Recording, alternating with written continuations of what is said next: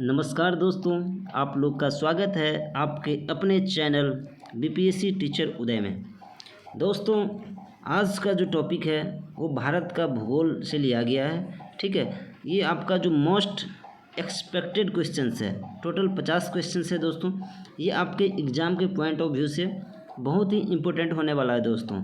तो दोस्तों, जो लोग भी चैनल पे नए हैं वो चैनल को सब्सक्राइब कर लीजिएगा, ताकि आपको ऐसे ही न्यू अपडेट्स या फिर कोई भी वीडियो देखने को मिलेगी। तो चलिए दोस्तों, सेशन को स्टार्ट करते हैं बिना देर किए हुए। आइए दोस्तों, भारत का भूगोल। ठीक है, क्वेश्चन नंबर 1 से स्टार्ट करेंगे। ठीक है, चलिए यहाँ देखिए दोस्तों, भारत विस्तृत है। ठीक है, option A 37 degree 17 minute 53 second उत्तर तथा 8 डिग्री 6 मिनट 28 सेकेंड दक्षिण के बीच। Option B 27 degree 17 minute 53 second उत्तर तथा 8 डिग्री 4 मिनट 28 सेकेंड दक्षिण के बीच।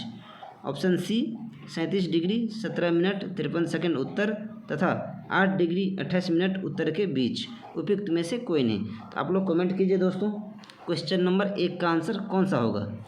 तो यहाँ देखिए दोस्तों, हम लोग डिटेल में बात करेंगे। ठीक है, तो यहाँ देखिए दोस्तों, जो भी इम्पोर्टेंट लाइन है दोस्तों उनको मैंने हाईलाइट कर दिया है, ताकि उस इम्पोर्टेंट लाइन को आप नोट डाउन कर सको। ठीक है, चलिए यहाँ देखिए दोस्तों, भारत की मुख्य भूमि का विस्तार उत्तर पूर्वी गोलार्ध में 8 डिग्री 4 मिनट उत्तर से 37 डिग्री 6 मिनट उत्तरी अक्षांश तथा 68 डिग्री 7 मिनट पूर्व से 97 डिग्री 25 मिनट पूर्वी देशांतरों के मध्य है।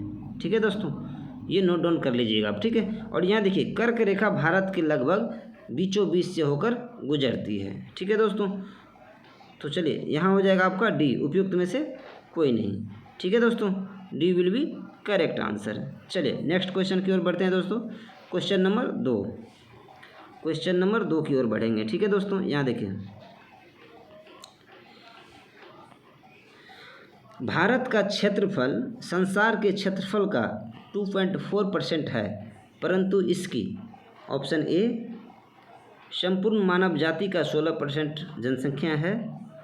ऑप्शन बी संपूर्ण मानव जाति का 17% जनसंख्या है। ऑप्शन सी संपूर्ण मानव जाति का 18% जनसंख्या है। संपूर्ण मानव जाति का 28% जनसंख्या है। तो आपको बताना है दोस्तों, भारत का जो क्षेत्रफल है संसार के क्षेत्रफल का 2.4% है। ठीक है, ये भी नोट डाउन कर लीजिएगा आप। ठीक है, परंतु इसकी जो संपूर्ण मानव जाति का 17% है। ठीक है दोस्तों, तो B will be correct answer. चलिए यहाँ देखिए दोस्तों, हम लोग डिटेल में देखेंगे। भारत का क्षेत्रफल, यहाँ देख लीजिए दोस्तों, भारत का क्षेत्रफल जो है आपका 32,87,263 वर्ग किलोमीटर है। ठीक है दोस्तों, ये नोट डाउन कर लीजिएगा। जो संसार के समस्त क्षेत्रफल के स्थलीय भाग का लगभग 2.4% है। ठीक है, जबकि भारत में संपूर्ण विश्व की लगभग 16.51, ठीक है, अप्रॉक्स 17% हो जाता है जनसंख्या निवास कर रही है। ठीक है दोस्तों, चलिए ये नोट डाउन कर लीजिए। जो भी इम्पोर्टेंट लाइन है दोस्तों वो हाईलाइटेड है, तो जो भी हाईलाइटेड लाइन है उनको आप लोग नोट डाउन कर लीजिएगा। ठीक है दोस्तों, चलिए तो यहाँ देखिए दोस्तों,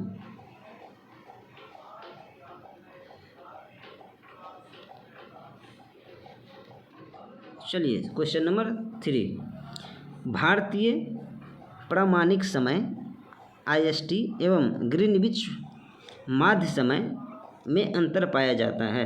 दोस्तों आपको बताना है जो भारतीय प्रामाणिक समय है और ग्रीनविच माध्य समय के बीच में कितना डिफरेंस है। ठीक है, वो बताना है आपको। ऑप्शन ए प्लस में है आपका 4.5 घंटा। ठीक है, इसका ऑप्शन बी प्लस में है आपका 5.5 घंटा। ठीक है, सी माइनस में है आपका 5.5 घंटा। डी माइनस में है आपका 4.5 घंटा। तो दोस्तों आपको पता है ये प्लस में 5.5 घंटा है। ठीक है दोस्तों, तो B will be correct answer. चलिए डिटेल में देखेंगे दोस्तों। यहाँ देखिए,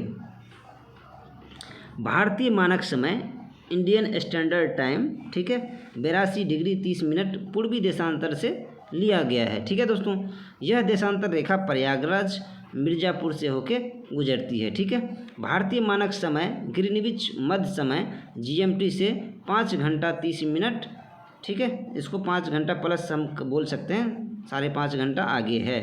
ठीक है दोस्तों, तो चलिए B will be correct answer.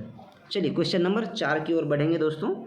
यहाँ देखिए, बहुत ही इंपॉर्टेंट क्वेश्चन है दोस्तों, ये 50 मोस्ट एक्सपेक्टेड क्वेश्चन है दोस्तों। ठीक है, आपके एग्जाम के पॉइंट ऑफ व्यू से बहुत ही इंपॉर्टेंट है दोस्तों ये सेशन। तो आप लोग से रिक्वेस्ट है कि इस सेशन को ज़्यादा से ज़्यादा शेयर कीजिए, ताकि जो भी TRE 4 की तैयारी कर रहे हैं स्टूडेंट, उनको इस सेशन का बेनिफिट्स मिले। ठीक है दोस्तों, और आप लोग इस वीडियो को पूरा देखिए, आप लोग से रिक्वेस्ट है। चलिए यहाँ देखिए, भारत और चीन के बीच सीमा रेखा को क्या कहा जाता है? ऑप्शन ए मैकमोहन रेखा, ऑप्शन बी रेड क्लिफ रेखा, option C Indira point, option D Durand रेखा, ऑप्शन ई उपयुक्त में से कोई नहीं, उपयुक्त में से एक से अधिक। तो दोस्तों भारत और चीन के बीच जो रेखा है उनको हम लोग मैकमोहन रेखा कहते हैं। ठीक है, तो ए विल बी करेक्ट आंसर। चलिए यहाँ देखिए दोस्तों, चलिए क्वेश्चन नंबर 5, ठीक है, क्वेश्चन नंबर 5 की ओर देखेंगे। ठीक है, चलिए 1 मिनट जूम कर लेते हैं इसे। चलिए,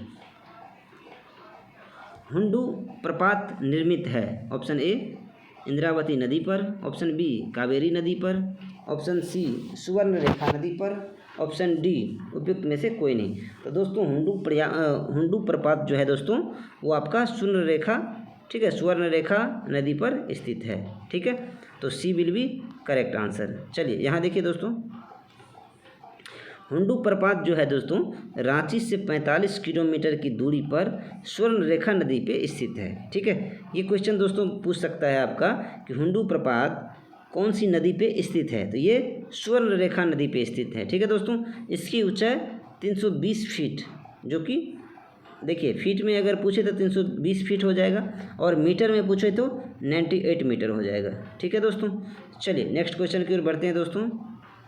चलिए क्वेश्चन नंबर 6, ठीक है, भारत की सर्वोच्च चोटी कौन सी है? आपको बताना है दोस्तों, भारत की सबसे ऊंची चोटी कौन सी है? Option A Mount Everest, option B Kanchenjunga, option C Godwin Austen, option D Nanga Parbat. दोस्तों गाडविन आस्टविन को ही हम लोग K2 बोलते हैं। ठीक है, तो बताइए दोस्तों भारत की सर्वोच्च चोटी कौन सी है? दोस्तों ये हो जाएगा आपका गाडविन आस्टविन। ठीक है, ये K2 के नाम से भी जाना जाता है, तो सी विल बी करेक्ट आंसर। ये माउंट एवरेस्ट तो दोस्तों आपको पता है नेपाल में है, जिसकी आपका लंबाई है, जिसके जो ऊंचाई जो है दोस्तों, जो हाइट है इसका 8,848 है। ठीक है, तो ये भी आप लोग नोट डाउन कर लीजिएगा, ये नेपाल में पड़ता है। ठीक है, और माउंट एवरेस्ट को ही नेपाल में सागरमाथा के नाम से जाना जाता है। ठीक है दोस्तों, ये भी आप लोग नोट डाउन कर लीजिएगा। चलिए यहाँ देखिए, चलिए एक बार हम लोग इसका माउंट लंबाई बताते हैं। ठीक है, कितना हाइट है इसका, चलिए इसका हाइट हम लोग बात करेंगे। ठीक है, कितना हाइट है, तो यहाँ देखिए ये आप लोग नोट डाउन कर लीजिएगा ये डाटा। ठीक है, तो यहाँ देखिए माउंट एवरेस्ट का जो हाइट है दोस्तों 8,848.86 मीटर है। ठीक है, ये नेपाल में है। ठीक है, जैसा कि मैंने बताया था। गाडविन आस्टविन, ठीक है, जिसको हम लोग K2 के नाम से भी बोलते हैं, तो 8611 मीटर है, जो कि भारत में है। ठीक है, कंचनजंगा 8598, ठीक है, मीटर, ये भी भारत में है। ठीक है, और मकालू जो है दोस्तों ये नेपाल में है 8,463 मीटर। ठीक है, तो ये आप लोग नोट डाउन कर लीजिएगा, बहुत ही इंपॉर्टेंट है। ठीक है दोस्तों, चलिए नेक्स्ट क्वेश्चन की ओर बढ़ेंगे दोस्तों। क्वेश्चन नंबर 7, ठीक है, क्वेश्चन नंबर 7, एक बार जूम करते हैं इसको। चलिए क्वेश्चन नंबर 7, ठीक है, हिमालय में हिम रेखा निम्न के बीच होती है? ऑप्शन ए, यहाँ देखिए 4300 से 6000 मीटर पूर्व, ऑप्शन बी 4000 से 5800 मीटर पश्चिम, ऑप्शन सी 4500 से 6000 मीटर पश्चिम, उपयुक्त में से कोई नहीं। तो देखिए दोस्तों, हिमालय में जो हिम रेखा होता है दोस्तों, ये आपका 4300 से 6000 मीटर पूर्व होता है। ठीक है दोस्तों, तो ए विल बी करेक्ट आंसर। चलिए यहाँ देखिए दोस्तों, डिटेल देखेंगे दोस्तों। तो चलिए, हिमालय के विभिन्न भागों में हिम रेखा की ऊंचाई भिन्न भिन्न पाई जाती है। ठीक है, परंतु औसत हिम रेखा की ऊंचाई उत्तरी भाग पर 5500 से 6000 मीटर और महान हिमालय के दक्षिणी भाग पर 4500 से 6000 मीटर पाई जाती है। ठीक है दोस्तों, चलिए नेक्स्ट क्वेश्चन की ओर देखेंगे दोस्तों। यहाँ देखिए, चलिए ठीक है, ये हो गया आपका क्वेश्चन नंबर 8। ठीक है, हिमालय का पर्वत पदीय प्रदेश है। Option A trans Himalaya, option B Shivalik, option C Brihad Himalaya, option D Aravalli. दोस्तों हिमालय का जो पर्वत है वो शिवालिक पर्वतीय प्रदेश है। ठीक है, तो B will be correct answer. चलिए नेक्स्ट क्वेश्चन की ओर बढ़ते हैं दोस्तों। Question number 9। ठीक है, क्वेश्चन नंबर 9। ठीक है, चलिए शिवालिक श्रेणी का निर्माण हुआ है। आपको बताना है दोस्तों शिवालिक श्रेणी का जो निर्माण हुआ है वो किस काल में हुआ है। ठीक है, यहाँ देखिए, ऑप्शन ए इओजोइक में, ऑप्शन बी पैलियोजोइक में, ऑप्शन सी मेसोजोइक में, ऑप्शन डी यहाँ देखिए सेनोजोइक में। तो दोस्तों आपको बताना है शिवालिक श्रेणी का निर्माण किस काल में हुआ है। तो ये हो जाएगा दोस्तों, ये हो जाएगा आपका सोनोजोइक में। ठीक है, D will be correct answer. ठीक है, चलिए नेक्स्ट क्वेश्चन की ओर देखेंगे दोस्तों। Question number 10। Question number 10। ठीक है, यहाँ देखिए, भारत के अतिरिक्त प्रायद्वीपीय पर्वत निर्मित हुए। ऑप्शन ए इओजोइक काल में, ऑप्शन बी पैलियोजोइक महाकल्प में, ऑप्शन सी मोसोजोइक महाकल्प में, ऑप्शन डी सोनोजोइक महाकल्प में। तो दोस्तों भारत का जो अतिरिक्त प्रायद्वीपीय पर्वत है वो सोनोजोइक महाकल्प में निर्मित हुए हैं। ठीक है, तो आपका D will be correct answer. चलिए दोस्तों यहाँ देखिए दोस्तों, डिटेल में देखेंगे तो अतिरिक्त प्रायद्वीपीय पर्वतों का निर्माण सेनोजोइक महाकल्प में हुआ है। ठीक है दोस्तों, हिमालय पर्वत भारत के अतिरिक्त प्रायद्वीपीय पर्वत का उदाहरण है। ठीक है दोस्तों, चलिए नेक्स्ट क्वेश्चन की ओर बढ़ेंगे दोस्तों। Question number 11। ठीक है, तो चलिए दोस्तों क्वेश्चन नंबर 11 की ओर बढ़ेंगे। छोटा नागपुर पठार है। ऑप्शन ए एक अग्रगंभीर है, ऑप्शन बी एक गर्त है, ऑप्शन सी एक पदस्थली है, ऑप्शन डी एक समप्राय भूमि है। दोस्तों छोटा नागपुर पठार जो है दोस्तों एक अग्रगंभीर है। ठीक है, तो ए विल बी करेक्ट आंसर। चलिए क्वेश्चन नंबर 12 की ओर बढ़ेंगे दोस्तों। चलिए यहाँ देखिए क्वेश्चन नंबर 12। ठीक है, यहाँ देखिए,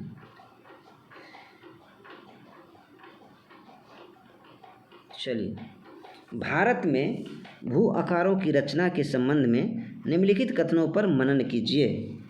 तो देखिए यहाँ पे कथन क्या बोल रहा है। संरचनात्मक दृष्टि से मेघालय पठार दक्कन पठार का ही विस्तारित भाग है। ये बिल्कुल सही है। चलिए आगे देखिए, कश्मीर घाटी की रचना एक समभिन्नति में हुई है। तो ये भी सही है दोस्तों। गंगा मैदान की रचना एक अग्रगर्त में हुई है। ये भी सही है। तो हिमालय की उत्पत्ति भारतीय प्लेट, यूरोपीय प्लेट तथा चीनी प्लेट के त्रिकोणीय अभिसरण के फलस्वरूप हुई है। तो दोस्तों ये गलत है। ठीक है, तो आपको क्या पूछ रहा है इसमें से, ये पूछ रहा है आपको इन कथनों में से कौन से कथन सही है। ठीक है, तो आपका जो सही कथन है दोस्तों 1 भी है, 2 भी है और 3 भी है। ठीक है, तो ये दोस्तों आपका ए विल बी करेक्ट आंसर। ठीक है, चलिए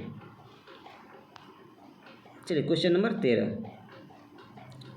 चलिए क्वेश्चन नंबर 13 की ओर बढ़ेंगे दोस्तों। निम्न में से कौन सा मेघालय पठार का अंश नहीं है। देखिए दोस्तों, नहीं जब भी आपको क्वेश्चन में दिखाई दे तो नहीं के नीचे आप लोग अंडरलाइन कर लीजिएगा। ठीक है, तभी क्वेश्चन आगे बढ़ना है, नहीं तो एग्जाम में कन्फ्यूजन क्रिएट हो जाता है। ठीक है, तो मेघालय पठार का अंश नहीं है, आपको चुनना है। ऑप्शन ए भुवन पहाड़ियाँ, ऑप्शन बी गारो पहाड़ियाँ, ऑप्शन सी खासी पहाड़ियाँ, ऑप्शन डी जयंतिया पहाड़ियाँ। तो देखिए दोस्तों, मेघालय पठार का अंश नहीं है पूछ रहा है। ठीक है, तो आपको पता होना चाहिए कि मेघालय पठार का जो अंश आपका गारो पहाड़ियाँ भी है। ठीक है, आपका जो है जयंतिया पहाड़ियाँ भी है और ये खासी पहाड़ियाँ भी है। ठीक है, तो नहीं पूछा है आपसे, तो ये भुवन पहाड़ियाँ इसका मेघालय पठार का अंश नहीं है। ठीक है, तो ए विल बी करेक्ट आंसर है। ठीक है दोस्तों, ए विल बी नहीं पूछा है ना, तो आपको नहीं आंसर देना है, तो भुवन पहाड़ियाँ इज करेक्ट। ओके, चलिए नेक्स्ट क्वेश्चन देखेंगे दोस्तों। चलिए यहाँ देखिए दोस्तों, भुवन पहाड़ियाँ मिजो हिल्स के भाग हैं। ठीक है, आप लोग नोट डाउन कर लीजिएगा दोस्तों। भूबन पहाड़ियाँ जो है मिजो हिल्स के बाग है, ठीक है, जो पूर्वोत्तर हिमालय का अंग है, जबकि गारो, खासी, जयंतिया पहाड़ियाँ मेघालय पठार के भाग हैं। ठीक है दोस्तों, चलिए नेक्स्ट क्वेश्चन की ओर बढ़ेंगे, क्वेश्चन नंबर 14। चलिए क्वेश्चन नंबर 14 की ओर बढ़ेंगे दोस्तों। चलिए यहाँ देखिए, इल्मेनाइट जो कि भारतीय तटीय रेखा के साथ व्यापक रूप से वितरित है, किसका खनिज है? Option A tungsten, option B titanium, option C gallium, option D tin, option E उपयुक्त में से कोई नहीं, उपयुक्त में से एक से अधिक। तो दोस्तों इल्मेनाइट जो होता है वो टाइटेनियम, ठीक है, टाइटेनियम का ही खनिज होता है। ठीक है दोस्तों, तो B will be correct answer.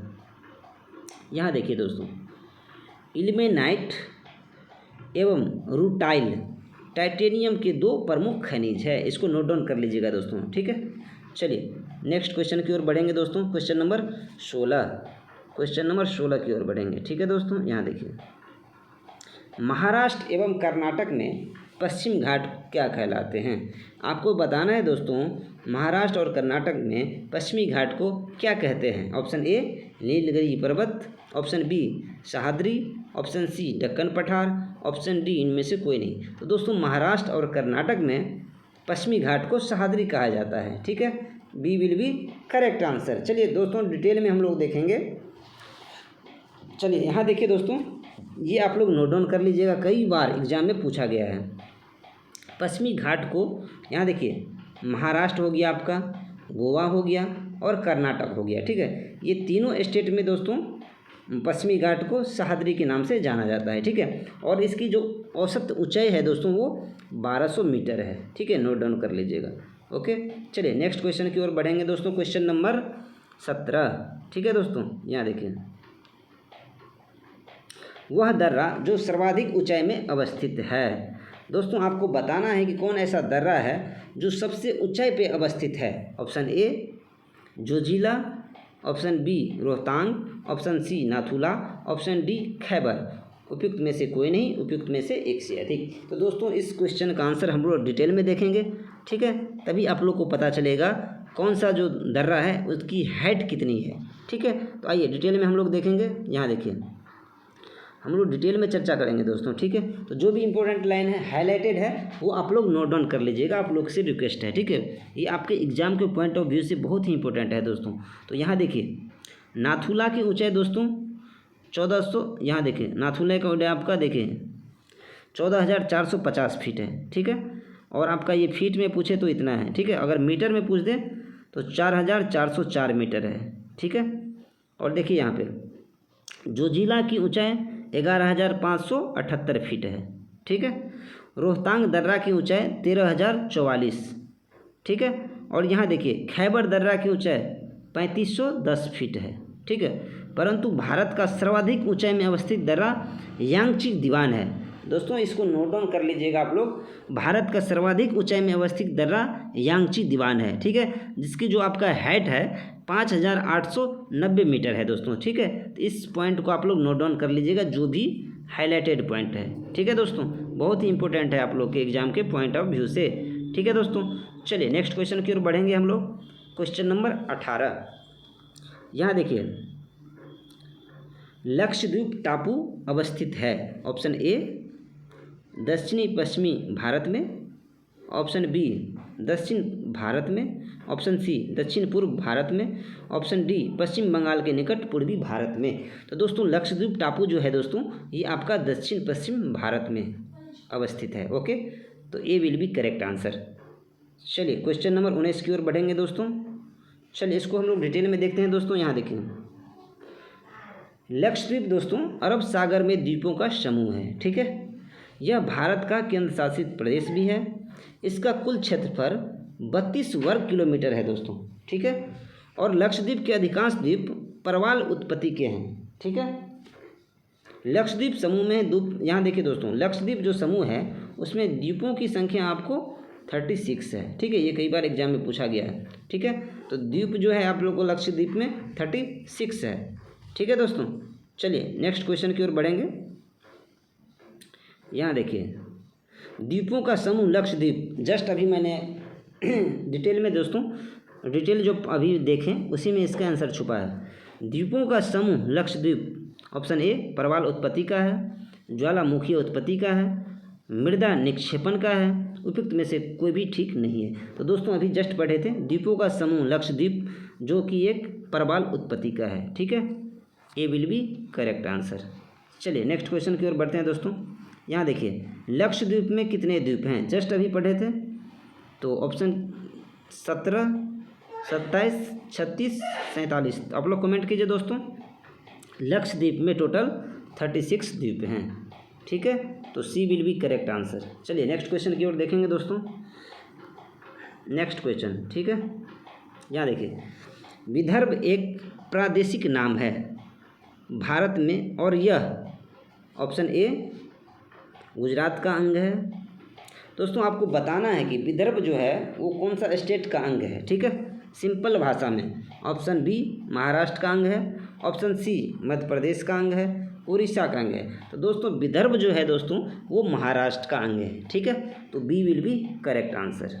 चलिए नेक्स्ट क्वेश्चन की ओर बढ़ेंगे, क्वेश्चन नंबर 22, ठीक है दोस्तों। तो यहाँ देखिए दोस्तों निम्नलिखित में से किस राज्य में सर्वाधिक क्षेत्र वनों के अंतर्गत पाया जाता है। तो दोस्तों आपको बताना है कि कौन सा ऐसा स्टेट है जिनका जो ज़्यादा जो क्षेत्र है, सर्वाधिक क्षेत्र है वो वनों के अंतर्गत पाया जाता है। तो option A Himachal Pradesh, option B Assam, option C Andhra Pradesh, option D Arunachal Pradesh. तो दोस्तों अरुणाचल प्रदेश जो है उसी का जो सर्वाधिक क्षेत्र है वो वनों के अंतर्गत पाया जाता है, ठीक है। तो D will be correct answer. चलिए नेक्स्ट क्वेश्चन की ओर बढ़ेंगे दोस्तों, क्वेश्चन नंबर 23, ठीक है दोस्तों। चलिए यहाँ देखिए निम्नलिखित किस पहाड़ी पर पूर्वी घाट पश्चिमी घाट से मिलता है। तो दोस्तों आपको बताना है कि कौन ऐसा पहाड़ी है जिसमें पूर्वी घाट और पश्चिमी घाट दोनों मिलता है। तो ऑप्शन ए पलानी पहाड़ी, ऑप्शन बी अन्नाई मुड़ी पहाड़ी, ऑप्शन सी नीलगिरी पहाड़ी, ऑप्शन डी शिवराई पहाड़ी, ऑप्शन ई उपयुक्त में से कोई नहीं, उपयुक्त में से एक से अधिक। तो दोस्तों नीलगिरी पहाड़ी जो है आपका वो पूर्वी घाट और पश्चिमी घाट से मिलता है, ठीक है। तो सी विल बी करेक्ट आंसर। चलिए नेक्स्ट क्वेश्चन की ओर बढ़ेंगे दोस्तों। चलिए यहाँ देखिए दोस्तों डिटेल में नीलगिरी पहाड़ी भारतीय प्रायद्वीप के पूर्वी घाट तथा पश्चिमी घाट के मिलन बिंदु पर स्थित है, ठीक है। नीलगिरी पहाड़ी को ब्लू माउंटेन भी कहा जाता है, ठीक है दोस्तों। इसकी सर्वाधिक ऊंची चोटी दोदा बेटा लगभग 2637 मीटर ऊंची है, ठीक है दोस्तों। ये भी आप लोग नोट डाउन कर लीजिएगा कि इसकी जो सर्वाधिक चोटी है दोस्तों नीलगिरी पहाड़ी की वो दोदा बेटा है, जो कि उसकी जो हाइट है 2637 मीटर है, ठीक है। इसको नोट डाउन कर लीजिएगा। चलिए नेक्स्ट क्वेश्चन की ओर देखेंगे दोस्तों। चलिए यहाँ देखिए क्वेश्चन नंबर 24। तो कन्याकुमारी से सटी पहाड़ियाँ हैं, आपको बताना है दोस्तों जो कन्याकुमारी के सटी पहाड़ियाँ का नाम क्या है, ठीक है। अन्नामलाई पहाड़ियाँ, नीलगिरी पहाड़ियाँ, कार्डेमम पहाड़ियाँ, शिवराई पहाड़ियाँ। तो दोस्तों कन्याकुमारी से सटी जो पहाड़ियाँ वो कार्डेमम पहाड़ियाँ, ठीक है। तो सी विल बी करेक्ट आंसर। चलिए क्वेश्चन नंबर 25।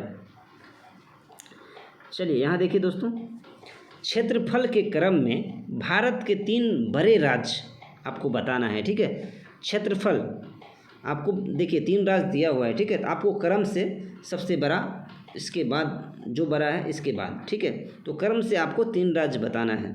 तो बताइए दोस्तों ऑप्शन ए राजस्थान, मध्य प्रदेश, महाराष्ट्र, मध्य प्रदेश, राजस्थान, महाराष्ट्र, महाराष्ट्र, राजस्थान, मध्य प्रदेश, मध्य प्रदेश, महाराष्ट्र, राजस्थान। दोस्तों क्षेत्रफल जो है आपका भारत में सबसे ज़्यादा राजस्थान का है, ठीक है। क्षेत्रफल की दृष्टि से अगर देखा जाए तो भारत का सबसे बड़ा राज्य जो है राजस्थान है, ठीक है।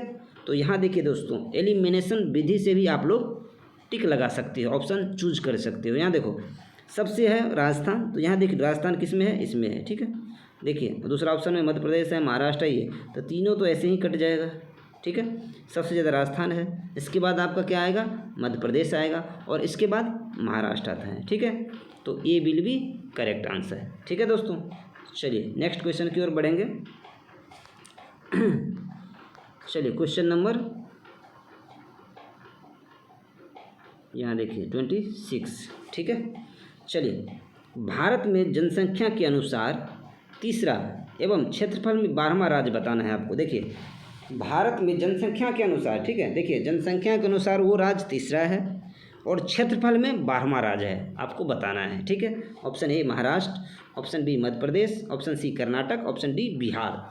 तो दोस्तों, जनसंख्या के अनुसार बिहार तीसरा स्टेट है, ठीक है, और क्षेत्रफल की दृष्टि से देखा जाए तो वो 12वां राज्य है, ठीक है। तो Bihar is the correct answer, ठीक है, D will be right. Okay, चलिए नेक्स्ट क्वेश्चन की ओर देखेंगे दोस्तों।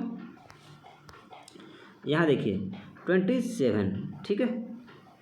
चलिए एक मिनट, क्वेश्चन 27, ठीक है। चलिए, भारत के निम्नलिखित भागों में द्रवियन प्रजाति मुक्तः कहाँ संकेंद्रित है? दोस्तों, आपको बताना है कि द्रवियन जो प्रजाति होती है वो कहाँ पे है। ऑप्शन ए दक्षिण भारत, ऑप्शन बी उत्तर पश्चिम भारत, ऑप्शन सी उत्तर पूर्वी भारत, ऑप्शन डी उत्तर भारत, उपयुक्त में से कोई नहीं, उपयुक्त में से एक से अधिक। तो दोस्तों, जो द्रविड़ जो है प्रजाति वो दक्षिण भारत में पाए जाते हैं, ठीक है। तो ए विल बी करेक्ट आंसर। चलिए नेक्स्ट क्वेश्चन देखेंगे दोस्तों। यहाँ देखिए, निम्नलिखित में से किस राज्य में जनजातीय समुदाय की पहचान नहीं की गई है? तो यहाँ देखिए दोस्तों, ये option A Maharashtra, option B Chhattisgarh, option C Haryana, option D Karnataka. तो दोस्तों, हरियाणा स्टेट है जिसमें जनजातीय समुदाय की पहचान नहीं की गई है। दोस्तों, इस क्वेश्चन का आंसर हम लोग डिटेल में देखेंगे, ठीक है। यहाँ देखिए, इससे आप लोग कन्फर्म हो जाओगे कौन कौन सा स्टेट है, ठीक है। तो यहाँ देखिए, वर्ष 2011 की जनगणना के अनुसार पंजाब, हरियाणा, चंडीगढ़, दिल्ली तथा पांडिचेरी में जनजातीय समुदाय की पहचान नहीं की गई है, ठीक है दोस्तों। तो ये आप लोग नोट डाउन कर लीजिएगा, ठीक है। इसीलिए ऑप्शन हम डायरेक्ट नहीं बताएं आपको, कहे कि इसमें 3-4 स्टेट था, ठीक है। चलिए नेक्स्ट क्वेश्चन की ओर बढ़ेंगे। भील जनजाति कहाँ पाई जाती है? अब कमेंट कीजिए दोस्तों, ये बहुत ही इम्पोर्टेंट है। भील जाति के बारे में दोस्तों कई बार टीआरई में पूछा गया है, ठीक है। तो आप बताइए दोस्तों, भील जाति कहाँ पाई जाती है? Option A Assam, option B Jharkhand, option C Paschim Bangal, option D Maharashtra. दोस्तों, महाराष्ट्र में भील जाति पाई जाती है, ठीक है। तो D will be correct answer. चलिए यहाँ देखिए दोस्तों, हम लोग बात करेंगे। यहाँ देखिए, भील जनजाति भारत के गुजरात, ठीक है, मध्य प्रदेश, छत्तीसगढ़, महाराष्ट्र, आंध्र प्रदेश, कर्नाटक, त्रिपुरा एवं राजस्थान प्रांतों में अधिवासित है, ठीक है दोस्तों। ये आप लोग नोट डाउन कर लीजिएगा, ठीक है। भील जनजाति आपका जो इतना स्टेट है उसमें पाई जाती है, ठीक है। तो चलिए नेक्स्ट क्वेश्चन की ओर बढ़ेंगे दोस्तों। Question number 30। चलिए क्वेश्चन नंबर 30 में क्या बोल रहा है, यहाँ देखिए, थोड़ा जूम कर देते हैं इसको। चलिए देखिए, निम्नलिखित में से जनजाति और राज्य की कौन सी जोड़ी सही नहीं है? यहाँ आपको देखिए एक जोड़ी इसमें से सही नहीं है। तो यहाँ देखिए, नहीं के नीचे अंडरलाइन कीजिए। देखिए भील, तो भील जनजाति दोस्तों गुजरात नहीं पूछा गया है आपसे, ठीक है।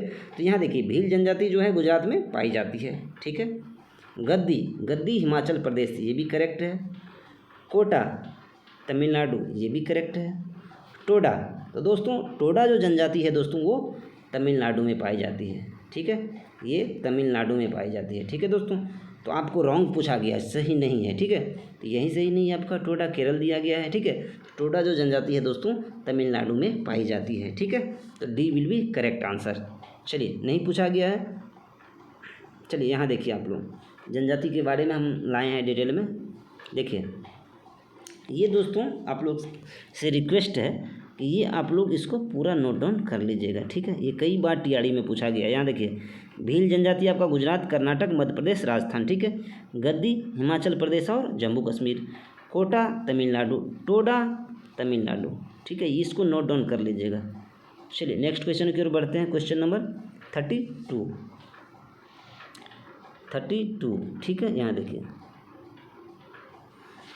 भारत में यारलुंग जंगबो नदी किस नाम से जाना जाता है? Option A Ganga, option B Sindhu, option C Brahmaputra, option D Mahanadi.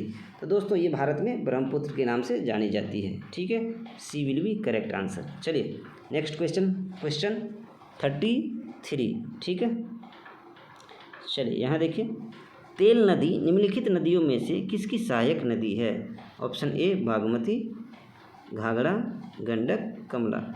उपयुक्त में से कोई नहीं, उपयुक्त में से एक से। देखिए दोस्तों, घाघरा भी है, कमला भी है। ठीक है, यहाँ देखिए उपयुक्त में से एक से अधिक हो जाएगा। ठीक है, तो ई will be correct answer.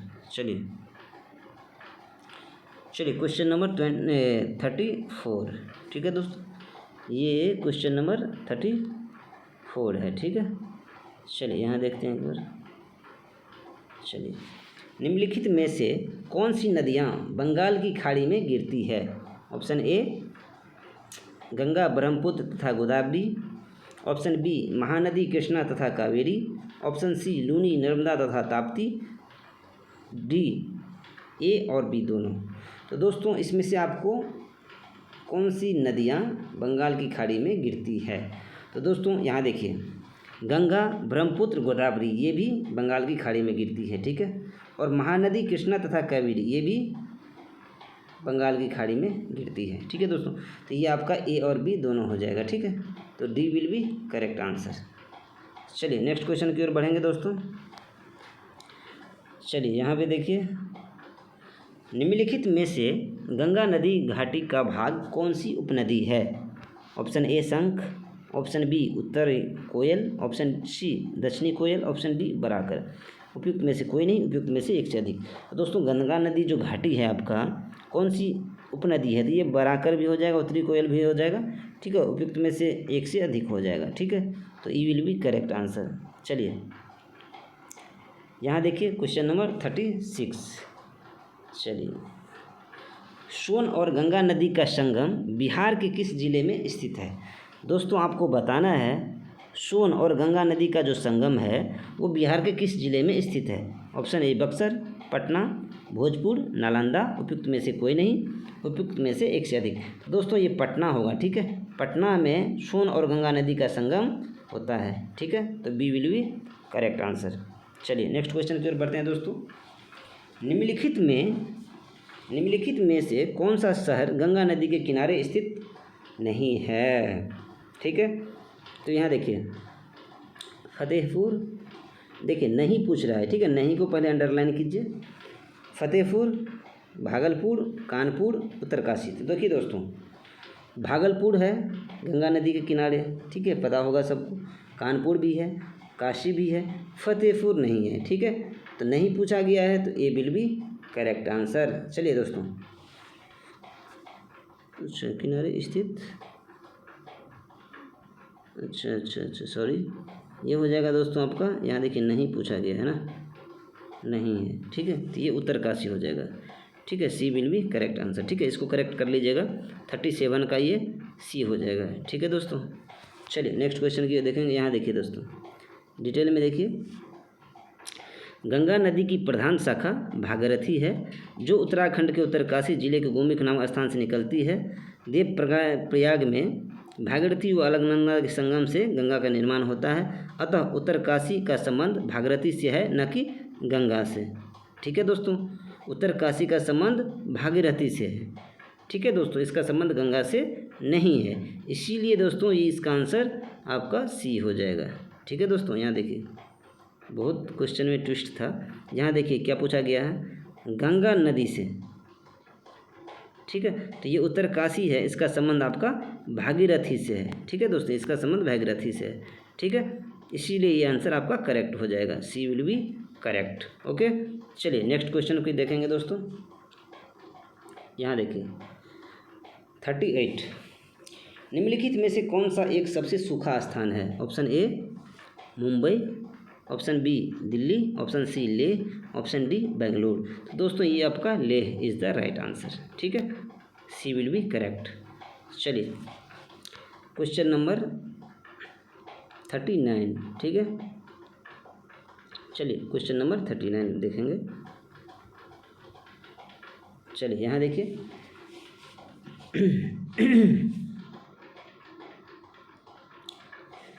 Amritsar एवं शिमला लगभग एक ही अक्षांश पर स्थित है, परंतु उनकी जलवायु में भिन्नता का कारण क्या है। दोस्तों आपको बताना है कि अमृतसर और शिमला एक ही अक्षांश पर स्थित है, परंतु उनकी जो जलवायु है दोस्तों वो अलग अलग है। तो उनका कारण क्या है, ठीक है। ऑप्शन ए, उनकी ऊंचाई में भिन्नता है। ऑप्शन बी, उनकी समुद्र से दूरी है। ऑप्शन सी, शिमला में बर्फबारी है। ऑप्शन डी, अमृतसर में प्रदूषण है। तो दोस्तों उनकी ऊंचाई में भिन्नता के कारण ये जलवायु जो है आपका भिन्न भिन्न जगह होती है, ठीक है, अलग अलग जलवायु होती है। क्यों होती है, तो उनकी जो हाइट है उसमें अलग अलग है, ठीक है। चलिए A is the correct answer. चलिए क्वेश्चन नंबर 40 की ओर है। क्वेश्चन नंबर 40, ठीक है दोस्तों, यहाँ देखिए, भारत की सर्वाधिक वर्षा मुख्यतः प्राप्त होती है। तो भारत में जो वर्षा होती है दोस्तों सबसे ज़्यादा, वो कौन सी मानसून से ज़्यादा प्राप्त होती है। ऑप्शन ए, उत्तर पूर्वी मानसून। ऑप्शन बी, वापस होती मानसून से। दक्षिण पश्चिम मानसून से। संवहनिक वर्षा से। तो दोस्तों दक्षिण पश्चिम मानसून से सबसे ज़्यादा वर्षा होती है भारत में, ठीक है। तो सी विल बी करेक्ट आंसर। चलिए क्वेश्चन नंबर 41, ठीक है। चलिए एक मिनट, यहाँ देखिए, क्वेश्चन थोड़ा बड़ा है। चलिए, राजस्थान में बहुत कम वर्षा होती है क्योंकि ऑप्शन ए, मानसून इस क्षेत्र में पहुंचने में असफल रहता है। ऑप्शन बी, यहाँ बहुत गर्मी होती है। ऑप्शन सी, यहाँ जल उपलब्ध नहीं है और इस प्रकार हवाएं शुष्क रहती है। ऑप्शन डी, हवाएं किसी प्रकार की बाधाओं को पार नहीं करती है, जिसके कारण ठंडा होने के लिए आवश्यक ऊंचाई नहीं प्राप्त होती है। ऑप्शन ई, उपयुक्त में से कोई नहीं, उपयुक्त में से एक से अधिक। तो दोस्तों इसका जो आंसर होगा आपका, हवा जो है दोस्तों किसी प्रकार की बाधाओं को पार नहीं करती है, जिसके कारण ठंडा होने के लिए आवश्यक ऊंचाई नहीं प्राप्त होती है। तो D will be correct answer होगा, ठीक है दोस्तों। चलिए क्वेश्चन नंबर 42, यहाँ देखिए, दुमट्टी लोम, ठीक है, दुमट्टी जो है लोम, मिट्टी में मिट्टी का कौन सा कण मिलता है। ऑप्शन ए, बालू कण, चिकना कण, पांसु कण, सभी प्रकार के कण। तो दोस्तों ये दुमट्टी जो मिट्टी होती है उसमें सभी प्रकार के कण पाए जाते हैं। तो D will be correct answer होगा, ठीक है। तो यहाँ देखिए दोस्तों, समानतः दोमट्टी मिट्टी जो है आपका दोमट, ठीक है, लोम सॉइल उसको बोलते हैं। तो 40% बालू के कण होते हैं, ठीक है, और 40% जो आपका क्ले होता है मृत्तिका, ठीक है, उसके कण होते हैं, और 20% दोस्तों गाद के कण पाए जाते हैं, ठीक है। इसीलिए विकल्प आपका डी हो जाएगा, ठीक है दोस्तों, डी विल बी करेक्ट। चलिए क्वेश्चन नंबर 43, ठीक है दोस्तों। चलिए, पौधे को सबसे अधिक पानी किस मिट्टी में मिलता है। ऑप्शन ए, चिकनी मिट्टी। ऑप्शन बी, पांसु मिट्टी। ऑप्शन सी, बलुई मिट्टी। ऑप्शन डी, लोम मिट्टी। तो दोस्तों पौधों को जो सबसे ज़्यादा पानी आपको चिकनी मिट्टी में मिलता है, ठीक है। तो ए विल बी करेक्ट आंसर। चलिए यहाँ देखिए दोस्तों डिटेल में, चिकनी मिट्टी में जल धारण की क्षमता सबसे अधिक होती है, ठीक है, इसलिए पौधे को सबसे अधिक पानी इसी मिट्टी में मिलता है। चिकनी मिट्टी में 50% के कम, ठीक है, गाद, 50% तक मृत्तिका व बालू की कुछ मात्राएं पाई जाती है, ठीक है दोस्तों, इसको आप लोग नोट डाउन कर लीजिएगा। चलिए नेक्स्ट क्वेश्चन की ओर बढ़ते हैं। क्वेश्चन नंबर 44, ठीक है, यहाँ देखिए, क्वेश्चन नंबर 44, ठीक है। निम्नलिखित नहर प्रणालियों में किससे बिहार के क्षेत्र में सिंचाई होती है। ऑप्शन ए, ऊपरी गंगा नहर। ऑप्शन बी, त्रिवेणी नहर। ऑप्शन सी, शारदा नहर। ऑप्शन डी, पूर्वी यमुना नहर। ऑप्शन ई, उपयुक्त में से कोई नहीं, उपयुक्त में से एक से अधिक। तो दोस्तों बिहार में जो क्षेत्र में जो सिंचाई होती है वो त्रिवेणी नहर से होती है, ठीक है। तो B will be correct answer. चलिए डिटेल में देखेंगे दोस्तों, यहाँ देखिए, त्रिवेणी नहर से बिहार के क्षेत्र में सिंचाई होती है, ठीक है, ये नोट डाउन आप लोग कर लीजिएगा, ठीक है। बिहार स्पेशल में ये पूछता है, ठीक है, ये बिहार स्पेशल आपका 2-3 नंबर का पूछता ही है, ठीक है। तो त्रिवेणी नहर से बिहार क्षेत्र में सिंचाई होती है, ठीक है। यह गंडक नदी के बाएं तट से निकाली गई है, ठीक है। यह पश्चिमी चंपारण जिले में स्थित है, ठीक है दोस्तों। त्रिवेणी नहर जो है दोस्तों आपका पश्चिमी चंपारण में स्थित है। ठीक है, चलिए क्वेश्चन नंबर 45 की ओर बढ़ेंगे। चलिए यहाँ देखिए 45, ये थोड़ा सा बड़ा है। चलिए देखिए यहाँ पे, चलिए दिए गए कूट की सहायता से हरित क्रांति के घटक चुनिए। दोस्तों आपको हरित क्रांति का जो घटक है उसको आपको चुनना है। ठीक है, तो देखिए यहाँ पे एक में क्या दिया है, उच्च उत्पादन देने वाली किस्म के बीज, सिंचाई, ग्रामीण विद्युतीकरण, ग्रामीण सड़कें और विनिमय। दोस्तों ये तो आपका हमको लग रहा है कि ये चारों जो पॉइंट है वो इम्पोर्टेंट है हरित क्रांति के लिए। ठीक है दोस्तों, तो ये आपका सभी चारों हो जाएगा। ठीक है, तो D will be correct answer. चलिए क्वेश्चन नंबर 46, चलिए यहाँ देखिए, निम्न में से कौन सा एक कृषि में उत्पादक बढ़ाने का रास्ता है। आपको बताना है दोस्तों, जो कृषि में हम लोग उत्पादकता बढ़ाते हैं वो कौन सा रास्ता है। ऑप्शन ए कुशल सिंचाई, गुणवत्ता युक्त बीज, कीटनाशकों का प्रयोग, उर्वरकों का प्रयोग। तो दोस्तों अगर कृषि में उत्पादकता बढ़ाना है दोस्तों तो आपको कुशल सिंचाई भी करना पड़ेगा। ठीक है, गुणवत्तापूर्ण बीज भी आपको लगाना पड़ेगा। ठीक है, कीटनाशक का आपको प्रयोग भी करना पड़ेगा और उर्वरक जो है उसका भी प्रयोग करना पड़ेगा, तभी आपको जो कृषि में जो उत्पादकता है कृषि का वो बढ़ेगा दोस्तों। ठीक है, तो ये हो जाएगा दोस्तों उपयुक्त में से एक से अधिक। ठीक है, तो ई विल बी करेक्ट आंसर। ठीक है दोस्तों, चलिए क्वेश्चन नंबर 47 की ओर बढ़ते हैं दोस्तों। यहाँ देखिए 47। ठीक है, इंद्रधनुषीय क्रांति का संबंध है। आपको बताना है दोस्तों इंद्रधनुषीय क्रांति का संबंध किससे है। ऑप्शन ए हरित क्रांति से, ऑप्शन बी श्वेत क्रांति से, ऑप्शन सी नीली क्रांति से, ऑप्शन डी उपयुक्त सभी। तो दोस्तों इंद्रधनुषीय क्रांति का संबंध आपको ये हरित क्रांति से भी है, श्वेत क्रांति से भी है, नीली क्रांति से भी है। ठीक है, ये हो जाएगा आपका उपयुक्त से सभी। ठीक है, तो D will be correct answer. चलिए नेक्स्ट क्वेश्चन की ओर बढ़ेंगे दोस्तों, क्वेश्चन नंबर 48। ठीक है, चलिए यहाँ देखिए 48। ठीक है, काली क्रांति संबंधित है। दोस्तों आपको बताना है कि जो काली क्रांति है वो किससे संबंधित है। ऑप्शन ए मत्स्य, ऑप्शन बी कोयला, ऑप्शन सी कच्चा तेल, ऑप्शन डी सरसों उत्पादन। उपयुक्त में से कोई नहीं, उपयुक्त में से एक से अधिक। दोस्तों काली क्रांति जो है आपका वो कच्चा तेल से संबंधित है। ठीक है, C will be correct answer. चलिए नेक्स्ट क्वेश्चन की ओर बढ़ेंगे। देखिए देखो डिटेल में हम लोग देखेंगे। ठीक है, आप लोग इसको नोट डाउन कर लीजिएगा। ठीक है, इम्पोर्टेंट है इसीलिए बोल रहा हूँ। यहाँ देखिए काली क्रांति का संबंध कच्चा तेल से है। ठीक है, और यहाँ देखिए आपको गुलाबी क्रांति प्याज। ठीक है, नीली क्रांति आपका मत्स्य उत्पादन, हरित क्रांति आपका खाद्यान्न से हो गया। ठीक है, लाल क्रांति ये हो गया आपका मांस जो भी है टमाटर। ठीक है, और पीली क्रांति ये तिलहन उत्पादन से हो गया। ठीक है, ये सारा नोट डाउन कर लीजिएगा। ओके, बहुत ही इंपॉर्टेंट है। चलिए नेक्स्ट क्वेश्चन देखेंगे दोस्तों, क्वेश्चन नंबर 49। ठीक है, भारत का अधिकतम गेहूं उत्पादक राज्य। दोस्तों आपको बताना है कि भारत में सबसे ज़्यादा गेहूं का उत्पादन कौन सा राज्य करता है। Option A Haryana, option B Punjab, option C Bihar, option D Uttar Pradesh. दोस्तों Uttar Pradesh is the right answer. Okay, चलिए नेक्स्ट, सबसे ज़्यादा गेहूं का पैदा कहाँ होता है। जस्ट अभी बात किए हैं, ये उत्तर प्रदेश हो जाएगा। ठीक है, ये विल बी करेक्ट आंसर। ठीक है दोस्तों, तो दोस्तों ये 50 क्वेश्चन का जो सीरीज़ था ये लास्ट होता है। दोस्तों वीडियो कैसी लगी। दोस्तों अगर वीडियो अच्छी लगी तो सेशन को लाइक कमेंट और शेयर कीजिएगा। और दोस्तों आप लोग से रिक्वेस्ट है इस सेशन को ज़्यादा से ज़्यादा शेयर कीजिए, ताकि जो भी स्टूडेंट TRE 4 की तैयारी कर रहे हैं उनको इस सेशन का बेनिफिट्स मिले। ठीक है दोस्तों, मिलते हैं नेक्स्ट वीडियो में, तब तक के लिए जय हिंद, थैंक्स फॉर वॉचिंग।